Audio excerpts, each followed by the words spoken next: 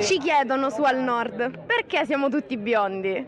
Ma perché noi abbiamo, diciamo, siamo stati dominati da tante diciamo, popolazioni diverse, perciò sicuramente abbiamo avuto anche qualche popolazione che anche bionda sicuramente, non so con precisione quale, però abbiamo avuto dominio di tante diciamo, paesi.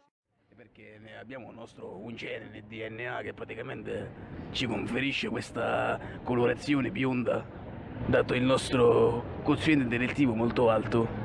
Non c'entra niente, giusto? Però l'importante è quello, non c'è una risposta. Vabbè, ora basta.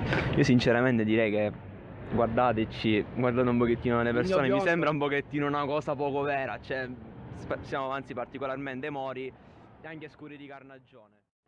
In realtà non è vero, cioè non siamo tutti biondi, ovviamente in alcune zone ci possono essere delle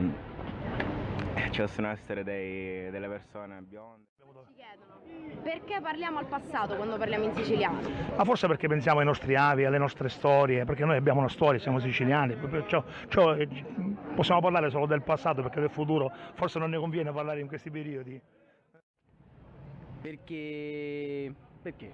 Io sinceramente non lo so. Quindi... Non è una cosa che, Anzi, è una cosa che deriva, perché Anzi, io sinceramente non sapevo. io non lo sapevo. Minnichi. No, è una risposta che non si può dare nella nostra cultura. Noi siamo così al passato, siamo un pochettino ritardati, cosa nostra. Vuoto, non ho null'altro da aggiungere. Vabbè, noi siamo stati dominati da tante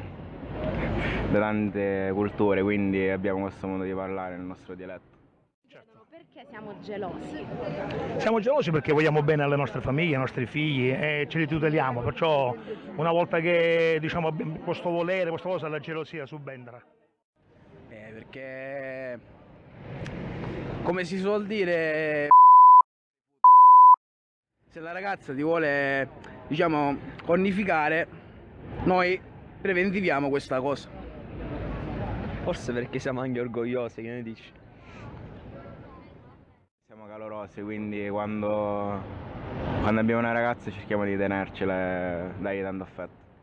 Una bella frase da dire a quelli su al nord? Venite in Sicilia, conoscete i siciliani, li amerete e vedrete che sono il massimo, veramente.